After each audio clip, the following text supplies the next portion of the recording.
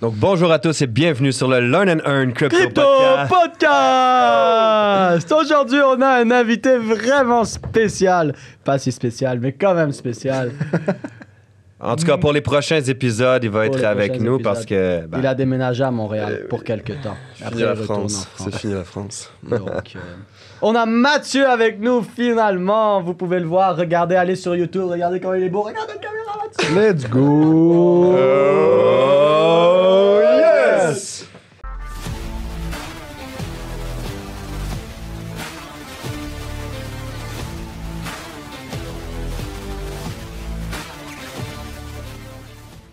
Aujourd'hui, avant qu'on commence, comme vous savez déjà, on n'est pas conseiller financier. Tout ce qu'on va voir ensemble aujourd'hui ne peut pas être vu comme un conseil financier. Vous devez faire vos propres recherches, analyses et décisions. L'investissement, le trading, c'est risqué. Risque de potentiel gain, mais aussi potentiel perdre, grande perte. Donc, toujours utiliser de l'argent que vous pouvez permettre de perdre. Et les résultats passés ne garantissent pas les résultats futurs.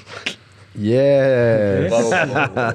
Donc, ceci étant dit, faites attention à toutes les pages Facebook, Instagram, etc. qui peuvent nous copier, qui sont des faux, qui sont des scams. On va jamais vous demander de nous envoyer de l'argent dans des machines de minage en Chine ou des trucs comme ça. Donc, faites attention à ça. J'aimerais rajouter un truc avant qu'on commence. Je sais qu'on a dit que le podcast allait jamais être commandité, mais pour la première fois, on est commandité par Learn and Earn Academy. 100%. on est commandité par nous-mêmes. Yeah! C'est ça. En fait, c'est ça la morale de l'histoire aujourd'hui. Quand quelqu'un ne veut pas te commanditer, deviens ton propre commandité. Oh. Comme les athlètes là, de haut niveau. I'm gonna be my own sponsor. Sur le sujet d'aujourd'hui, Being your own sponsor.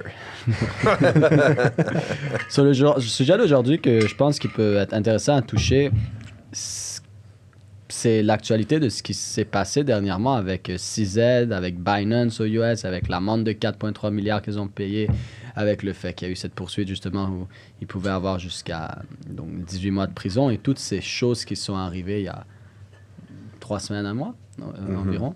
au moment où l'épisode Au sort. moment où l'épisode sort, oui. Et je trouvais ça vraiment intéressant parce qu'il y a toutes sortes de théories. Puis il y a beaucoup de gens qui ont peur. Il y a énormément de gens qui ont peur et qui se disent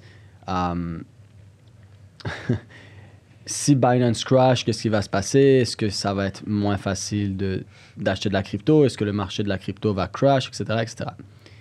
Moi, je suis curieux de voir, avant de continuer à parler, ce que vous en pensez, les gars. On va laisser la parole à Mathieu parce que c'est Mathieu, l'invité il est d'honneur du podcast. Ta T'as dit question... honneur ou horreur? Le choix que tu veux. Moi, j'ai entendu honneur, mais ça fait... c'est pas si important. Ta question, c'est de savoir si Binance crash, le monde de la crypto crash. Mais ça, c'est ce que les gens pensent. Oh. Moi, je veux savoir qu'est-ce que vous pensez en général de Binance, de la situation. C'est vrai que pendant un certain moment, ils ont vraiment été en contrôle du monde de la crypto. C'est l'échange le plus utilisé. Donc, je suis juste curieux de voir ce que vous en pensez. Quel avis vous avez par rapport à ça? 100%. Pour répondre assez franc à cette question-là, si Binance crash, rien ne s'arrête. Il y aura du fear parce que les gens vont avoir peur. Mais si Binance fait crasher le market en totalité, ça ferait juste aucun sens. Binance, c'est un acteur dans le monde de la crypto. C'est juste un simple gros acteur dans le monde de la crypto. Mais ça n'a rien à voir avec ce que c'est la crypto de base, l'utilité qu'a la crypto, ce qu'on peut faire avec la crypto. La seule chose que moi je me dis si Binance est amené à crash, c'est que ça va amener du fear sur le marché, donc potentiellement des chutes plus ou moins importantes en fonction des projets. Mais en aucun cas, ça pourra crash le market en totalité, et du moins pas sur une longue période, parce qu'encore une fois, c'est qu'un simple gros acteur du monde de la crypto. Mais un point à ce niveau-là, c'est que Binance est déjà dans on va dire dans le regard de pas mal d'autorités financières depuis, on parlait de 3 semaines par rapport à ce qui se passe à l'heure actuelle, mais ça fait déjà plusieurs années où c'est plus ou moins assez touchy par rapport à cette entreprise-là. Même au Québec, je crois que tout ce qui est lié aux futures, vous ne pouvez pas l'utiliser avec Binance. C'est déjà depuis quelques temps. Je crois que On a juste besoin peut-être d'une purge pour que ça revienne à des niveaux plus intéressants. Mais c'est ça. Mon avis, en tout cas, c'est que ça va impacter certainement le marché, mais de là à le faire crash. Ouais, je 100% partage le même avis que toi. C'est vraiment juste une perception que la masse va avoir, puis comment est-ce qu'eux vont réagir. Fait on parle d'une potentielle drop, last drop. Ben, ça peut être un des éléments déclencheurs de la prochaine drop avant la prochaine hausse. Ça serait une bonne excuse, quoi. Ouais, exactement. On l'a aussi vu avec FTX. FTX a crash, ça fait beaucoup bouger le marché. Les gens sont devenus inquiets. Qu'est-ce que ça a fait? Ben, ça crée plus d'opportunités parce que, veux pas, quand ça crash, ceux qui savent comment ça marche, ben, c'est des opportunités. Mais c'est arrivé avec FTX, il y a eu beaucoup de peur. Après, bon, FTX, on l'a mis derrière nous, ça a été oublié. Là, ça se passe avec Binance. Mais il faut se poser la question, à chaque fois qu'une compagnie ou quoi que ce soit crash, ben, c'est qui va reprendre le marché après? Parce que là, ben, c'est potentielle opportunité qui s'ouvre aussi d'investissement. Parce que tous les clients qui étaient chez Binance, ben, ils vont pas arrêter de trade ou investir en crypto. Peut-être qu'il y en a que ça va leur avoir fait extrêmement peur et par manque d'éducation et pas de plug, mais d'information, ils n'ont pas pu bouger assez vite. Donc, ils ont pu en perdre une majorité. Mais si tu arrives à bouger assez vite et te demander qui va prendre le marché, ben, c'est des belles opportunités qui peuvent s'ouvrir à toi. Je trouve qu'en plus, Hugo, ce que tu amènes, c'est un point extrêmement intéressant parce que c'est ce que je pensais aussi. Souvent, les gens parlent du concept de smart money où on dit « Oh, le marché est manipulé, puis monsieur, madame, tout le monde se font massacrer. » Mais la réalité, c'est que le marché, il n'est pas manipulé, il est orchestré, ce qui est très différent. Manipulé, ben, c'est plus instantané, tandis qu'orchestré, c'est quelque chose qui est préparé à l'avance. Donc, le marché, il est orchestré. Et ce qu'il faut réaliser, c'est que monsieur, madame, tout le monde, est-ce que tu penses vraiment qu'ils vont faire bouger le marché pour prendre les $100 de monsieur, madame, tout le monde? Non, rien à faire des $100 de monsieur, madame, tout le monde. Monsieur, madame, tout le monde, ce sont des... La gorge sèche. C'est du dommage collatéral. C'est du dommage collatéral. La vraie game, c'est comme tu as dit, si Binance ferme ou si Binance perd une partie du marché, peut-être il y a des clients qui ne retournent pas dans la crypto. L'autre partie de clients, là, ces clients-là, ils s'en vont vers d'autres plateformes. Ça veut dire que s'il y a une plateforme, exemple, si Binance, ils l'ont fait avec, qu'est-ce qui s'est passé avec FTX? Binance a quand même été un des gros éléments déclencheurs dans le collapse, dans le crash de FTX. Tous les clients de FTX, en majorité, ils sont partis vers qui quand Binance a fait ça? Ben Binance, parce qu'ils ont pris confiance envers Binance, c'était le plus gros. Alors Binance, ça passe seulement... N'oubliez pas que les échanges, le plus gros argent que les échanges font, c'est sur, oui, le trade, mais c'est les frais. Les frais de trade, les frais d'achat, les frais de vente, c'est sur les frais. Imagine maintenant, toi, tu as 1 million de clients qui rentrent. C'est 1 million de potentiels frais de plus à chaque fois qu'une transaction est faite pour toi pendant le bear run. Maintenant, imagine pendant le bull run. Okay. C'est des milliards et des milliards et des milliards. Des trilliards. Alors, le vrai smart money, c'est pas la guerre de manger les petits. Le vrai smart money, c'est comment Binance a mangé FTX.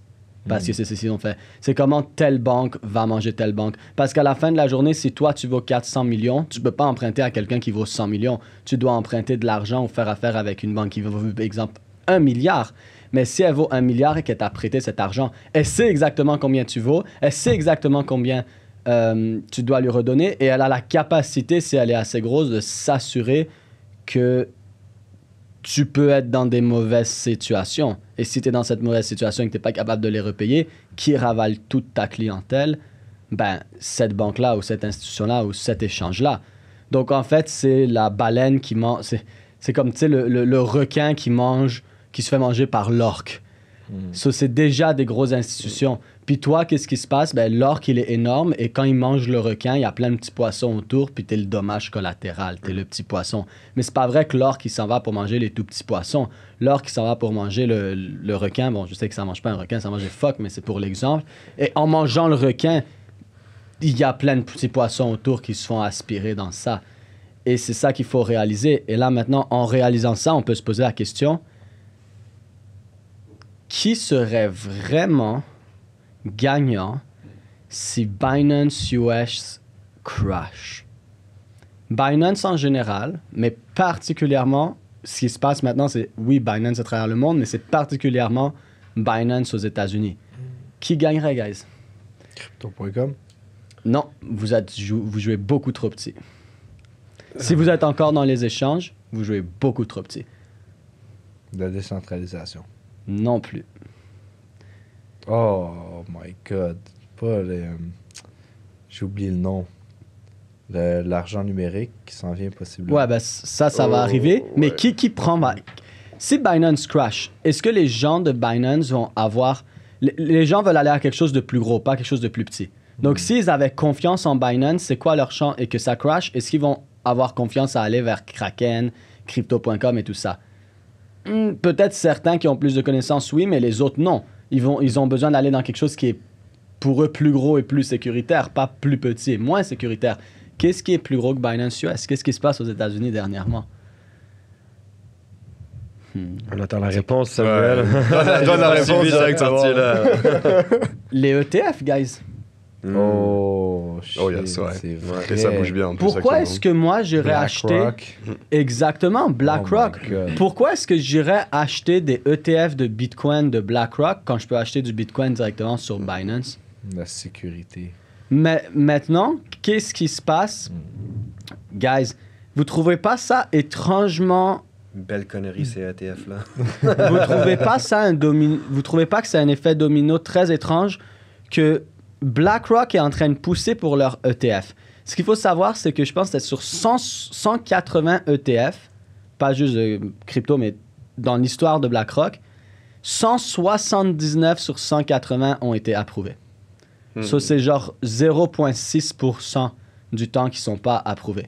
Donc, 99,4% du temps, leurs ETF sont approuvés. 179 sur 180. Là, ils sont en train de pousser avec la SEC, parce que, bon, on va pas aller là-dedans, la SEC, ça travaille pour BlackRock, là. Dis-moi pas l'inverse, sinon t'es juste aveugle. Ils sont en train de pousser vers ça. Est-ce que BlackRock et ces grosses institutions-là qui arrivent avec des ETF peuvent laisser un joueur comme Binance qui a autant de contrôle sur le marché, qui a autant de monopole, est-ce qu'ils peuvent se permettre de faire rentrer des ETF qui peuvent faire exploser le prix de Bitcoin et de la crypto en général, en sachant qu'il y a un joueur majeur qui ferait x100 et qui pourrait même éventuellement, plus loin, dans 15-20 ans, les compétitionner avec eux? Non, eux, ils pensent à long terme. Est-ce qu'ils vont donner la possibilité à un groupe comme Binance, dans 20 ans, d'être assez gros pour jouer dans leur plate-bande? Non, parce que si je joue dans tes plates-bandes, je prends ton terrain. Alors, ça ferait pas plus de sens de s'assurer qu'ils se font shut down ou qu'ils deviennent le plus petit possible pour que dans 20 ans, tu gardes le monopole et surtout, tous ces clients-là s'en vont vers qui? Ah, ben, les échanges, c'est chaud. Binance, qui était censé être le plus gros, c'est chaud. À quoi on peut faire confiance? Ben, les grosses institutions classiques comme JP Morgan, Vanguard, BlackRock. OK, let's go, on va acheter l'ETF de BlackRock. Mais quand tu achètes l'ETF de BlackRock, tu n'achètes pas du Bitcoin. Eux, bien sûr, ils utilisent cet argent pour acheter ces actifs-là. Mais tout ce que tu fais, c'est acheter. Quand tu achètes cet ETF-là, tu es tout simplement exposé à la hausse ou à la baisse du prix de l'ETF, qui est directement corrélé au prix du Bitcoin si c'est un ETF de Bitcoin. Mais tu ne possèdes pas le Bitcoin. Tu ne possèdes rien. Tu ne possèdes pas de crypto. C'est comme quand tu trades le SP500 avec le ETF du SP500. Tu ne possèdes pas les 500 compagnies. Non, tu possèdes ton investissement, en fait, c'est juste corrélé directement à la hausse ou à la baisse du prix du SP500. Mais tu n'as pas les 500 compagnies. Tu ne reçois pas des dividendes. Tu n'as pas le droit de voter, là. C'est comme si tu avais acheté des actions de Apple ou des choses comme ça. Et bien là, c'est la même chose. Un ETF de Bitcoin, tu ne possèdes pas le Bitcoin. Oui, tu es exposé directement à la hausse ou à la baisse, mais tu ne possèdes pas le Bitcoin. Mais qu'est-ce qui se passe maintenant? Est-ce que les gens vont avoir confiance d'acheter des ETF de BlackRock? Bien sûr que oui, c'est la plus grosse institution financière, une des plus grosses institutions financières du monde. Tu vas avoir des assurances là-dessus. Est-ce que moi, par exemple, pour trader avec levier, je vous le dis, j'attends que BlackRock, ils ouvrent un ETF avec levier pour trader. Et pour trader avec levier, ça va être super cool. On va pouvoir le trader comme le Forex et tout ça de façon beaucoup plus sécuritaire. Ça, oui. Mais acheter directement, c'est complètement stupide parce que tu ne possèdes pas le Bitcoin. T'as juste pas d'actifs au Tu final. n'as pas d'actifs. Tu es juste exposé à la hausse ou à la baisse du prix, mais tu n'as pas d'actifs. C'est comme des REIT dans l'immobilier. Tu ne possèdes pas l'immobilier, mais tu reçois des retours sur... Parce que tu investis Exactement, avec des dans personnes ce qui, eux, fonds-là. s'occupent de faire des... Ce qui n'est pas mauvais. Mais dans le cas de Bitcoin, pourquoi tu voudrais acheter 1000 $ d'un ETF de Bitcoin quand tu peux juste acheter 1000 $ de Bitcoin? Ça revient exactement à la même chose, à une énorme différence et exception près. C'est que tu le possèdes, ce Bitcoin. Tu peux l'envoyer comme tu veux, quand tu veux. Tu peux l'utiliser. Ou si ça serait de l'Ethereum, tu peux faire du stacking. Et qu'est-ce qu'ils sont en train de faire là, BlackRock? ETF d'Ethereum et ETF de Bitcoin. Les deux plus gros assets. Alors, la question à se poser, c'est qui gagne maintenant si Binance US crash? Et alors, je pense que la réponse, elle est sous nos yeux. 100%. Genre, ils sont en train de faire comme out of nowhere, guys. Comme par hasard, tout d'un coup, les poursuites qui tombent de la SEC contre Binance US, en même temps que eux, ils sont en train de pousser pour leur ETF. La game est simple, hein? Qui ravale Binance US? Puis oui, il y a d'autres. Dès que l'ETF de BlackRock se fait accepter, il y a d'autres banques qui vont se faire accepter. Sauf que parmi les autres banques que leur ETF va se faire accepter, c'est qui le plus gros? BlackRock. So, ils savent que les gens vont bouger vers eux. C'est BlackRock qui est en train d'avaler Binance. Wow. Maintenant que tu le dis, ça fait 100% du sens, puis c'est vraiment logique. Là. Puis en même temps, on se dit que ceux qui ont tous leurs actifs sur Binance, comme tu le dis souvent, not your key, not your coins. Fait en général, ceux qui sont plus avancés dans la crypto, je généralise en ce moment, mais vont déjà être décentralisés.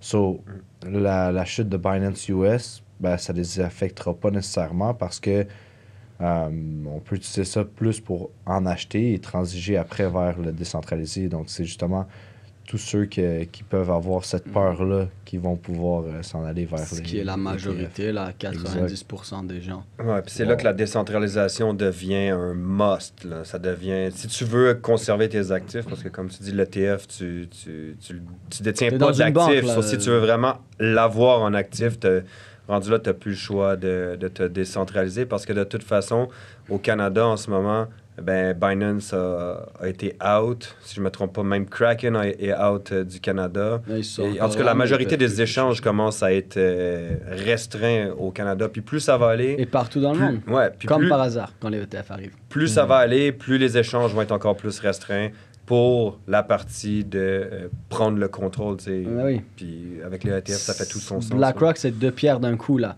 De un, ils s'assurent de ne pas avoir quelqu'un qui pourrait éventuellement leur faire compétition dans 20, 30, 40 ans. Et de deux, ils avalent toute la clientèle.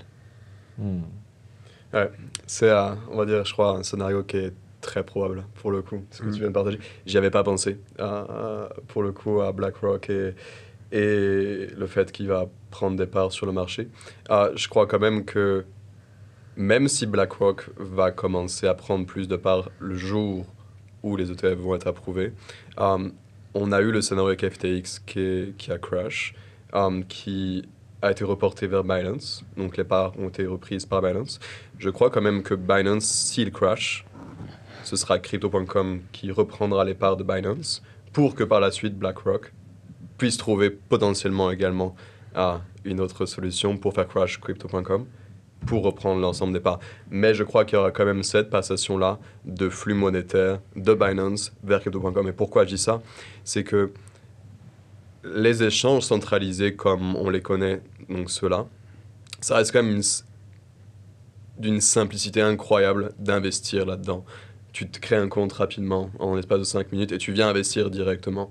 Donc je crois que même si BlackRock va prendre des parts, je ne pense pas que tous les échanges centralisés vont quand même être mis de côté. Et ça reste que le deuxième point, et c'est ce que tu disais, not your key, not your coin, devient encore plus important. Parce que comme tu disais, si on vient prendre un ETF BlackRock, tu viens pas investir dans Bitcoin, ni Ethereum. Non, t'as rien investi dans BlackRock. Bro. Et tu n'investis pas dans c'est ça, exactement. Tu investis dans BlackRock. Puis t'investis même pas, tu leur passes Tu leur donnes ton argent. Non, c'est ça. Et surtout, en lien avec ça, c'est que tu as que ces 2 layer 1. Tu viens pas sur des altcoins non plus.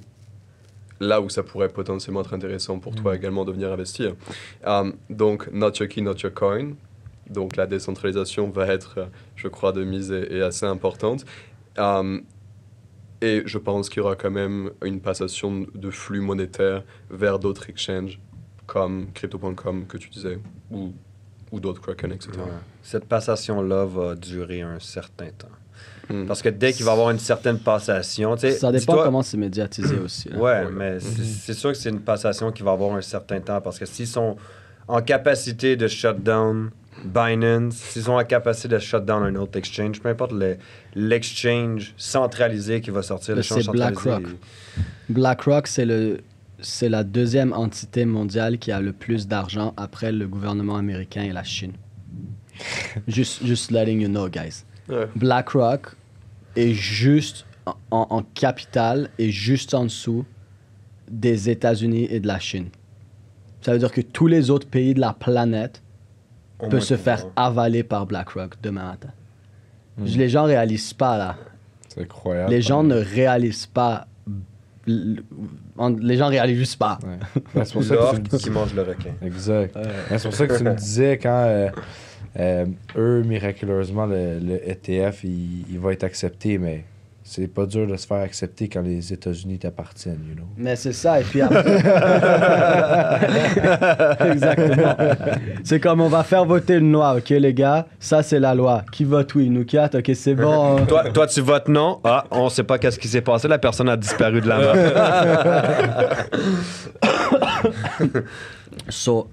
Non, on s'entend avec un taux de 99,4 de réussite d'approbation des ETF. Et quand tu... 99,4. Et quand tu... C'est quoi j'ai dit? 98. Ah, je me suis mélangé. J'ai dit 99,4. Et quand tu googles les plus grosses banques, tu vas voir que tu as quelques banques de Chine qui appartiennent au gouvernement chinois. Puis après, c'est écrit JP Morgan.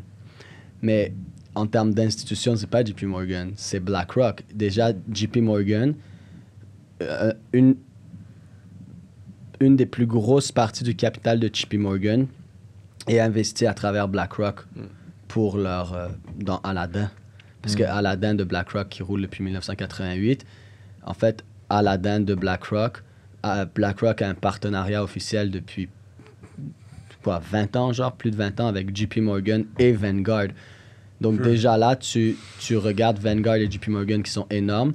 La plus grosse partie de leur fonds est tradée et investie directement à travers le fonds privé de BlackRock avec Aladdin, qui est leur logiciel de IA depuis la fin des années 80. Là. Quand les gens réalisent pas c'est quoi, là, comme... Alors... C'est insane de voir comment, en ce moment, tu sais, le IA fait un gros boom. Mais eux, ils l'utilisent depuis 1990. Ouais, c'est 90, c'était pas des ordinateurs super puissants. Puis le IA. Mais même la cryptographie.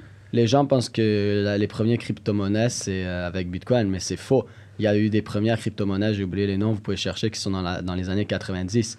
Le seul truc, c'est qu'ils n'avaient pas trouvé comment faire que la chaîne soit sécurisée. Fait que les gens arrivaient à renverser le hash function. Ben, pas le hash function, mais la fonction. Donc, tu pouvais le pirater. En fait, qu'est-ce qui s'est passé avec Bitcoin? C'est que c'est la première crypto-monnaie où quelqu'un a trouvé comment avoir un hash function assez sécurisé pour pas que ça soit renversé et qui a trouvé comment faire en sorte que ça soit décentralisé. Et il s'est dit, ben, c'est quoi que les gens veulent? Tout le monde veut de l'argent. Je vais récompenser les gens qui font bien fonctionner la blockchain, aka les mineurs, en les payant, et je vais leur enlever de l'argent s'ils le font pas bien. Donc, il a trouvé comment la sécuriser, il a trouvé le dénominateur commun pour que les gens le fassent rouler l'argent. Et ils n'avaient pas trouvé ces choses-là avant. C'est pour ça que les autres n'ont pas fonctionné nécessairement. Mais les premières crypto-monnaies, ça fait longtemps qu'il y en a, là. Il y a années 90, là. Du tout, les gens sont toujours en retard, mais c'est cette technologie-là où des fois trop tôt, c'est comme trop tard. Ouais. Tu vois, dans les années 90, c'était pas le moment nécessairement.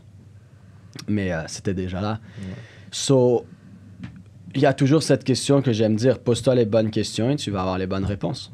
Mais quand tu vois Binance US, OK, qu'est-ce que ça implique? Ben, ça implique que tous ces clients-là et quelqu'un, c'est gagnant pour qui? Pour quelqu'un.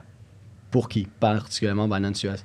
Il faut prendre le temps de se poser ces questions-là, quoi. Prendre le temps d'écouter le podcast. Prendre le temps d'écouter les Et podcasts. de le partager. C'est déjà une T'as bonne même plus chose. besoin de te poser les questions, t'as juste besoin d'écouter le podcast. Ah, ça écoute le podcast. On se les pose pour vous. Session en direct gratuite. Exactement.